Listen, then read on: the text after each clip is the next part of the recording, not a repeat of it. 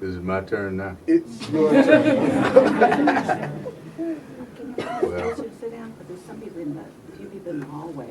I'm saying it's terribly uncomfortable for me seeing all these people packed like, sit down, relax, relax. We're going to talk, but I don't want you to get uncomfortable. I don't want you to get your knees get tired and all of that stuff. Plus, I see y'all getting too close to those pictures, you know.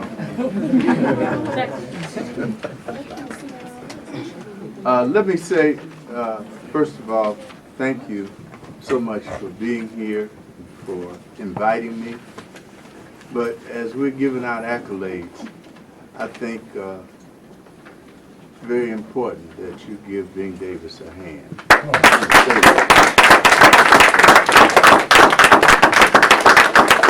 Because all of this is his legacy. All of this. This young man, when I first met them, they were students just like yourself. And even though I don't like to contradict speakers when they speak, but I have to contradict you on one thing, sir. This was not a joint, collaborative situation between University of Michigan and Central State. This was between Bing and me. Nobody paid for anything but us. We packed stuff up in our vehicles. We brought students from here to Ann Arbor, from Ann Arbor to Xenia. I'm saying it that way because too often, as we develop our historical context, we pass over certain individuals that are very, very important, that make the wheels turn. I'm saying it that way because this is a very important moment to me. Being here, seeing your faces, seeing his mentorship turn into a reality through people. It's not in books yet. It's not on film yet, but we're working on it. This is very, very important that we pass a baton that is very, very heavy, because we're not talking about using your creative skill, using your God-given talent to have fun. We're not talking about being an artist because it's a cool thing to do. It's a responsibility. It's a responsibility, and we must understand that responsibility. Our writers must understand it. Our painters must understand it. Our poets must understand it. Our dancers must understand it. Our musicians must understand it. We all are recording ourselves in history, and we are recognizing, identifying, and celebrating those who had the strength to stand up in the midst of the kind of a difficult lifestyle that we've lived for a very long time. I realize, and I'm respectful of the fact that each of you are young people, and that some of these things are just stories to you. But they're more than stories. You're living in an area that was very important in the Underground Railroad, moving people into a place where they might have the possibility of a real life. These kinds of things, these are stories to us today, but they must be crystallized. What does it mean to you as an individual? Entertainment? No, edutainment.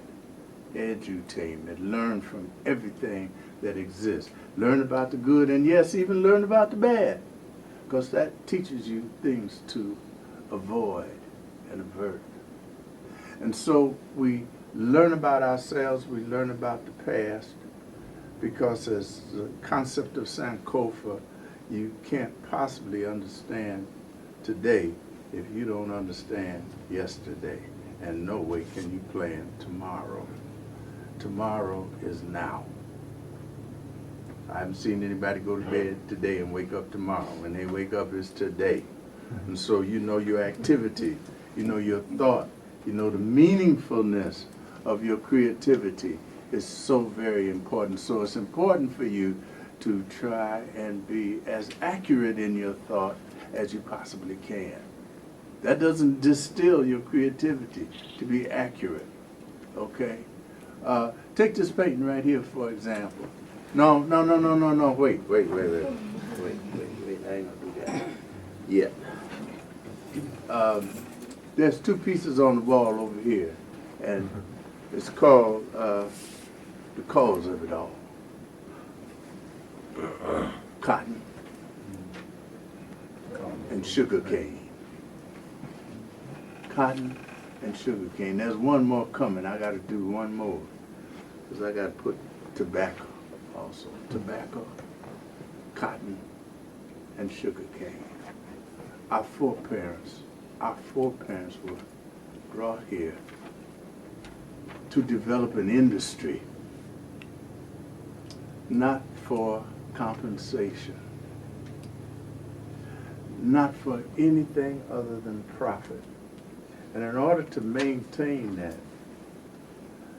their sense of self had to be destroyed.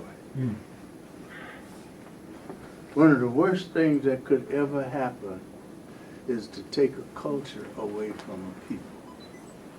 I'm not saying that to be dramatic either. I want you to think about it, because within a culture, our survival skills, religion, respect, courage, etc., all of these things are involved in a culture. When it's stripped away, it makes them depend upon then what they are told. And when we understand that, when we think about that, it's a very, very difficult job, because so many of those things that were told to us, forced upon us, if you will, some of those things we still uphold, because we have developed, and this is a human situation, you develop structured mentalities, and that idea of structure is a difficult idea. Things you think about before you really realize what you thought about. We tell our students all the time, think about what you think about. Don't just take it for granted. Think about what you think about. So we don't want to forget how it began. And like I say, I got to get that tobacco up there. So every time, you know, you go to one of these stores and get your cigarettes or cigars or pot or whatever it is that you're sucking off of, you say, no, I can't do that. I can't do that, because I'm perpetuating something that's self-destructive. And if you're dealing with self-destruction, that means you have a minimal concept of your possibility and potential. Minimal concept of your possibility and potential. Now, that being said, I want to move on. I don't want to talk a long time. I want you to ask me questions, but I'm going to talk just a little bit, okay? My intent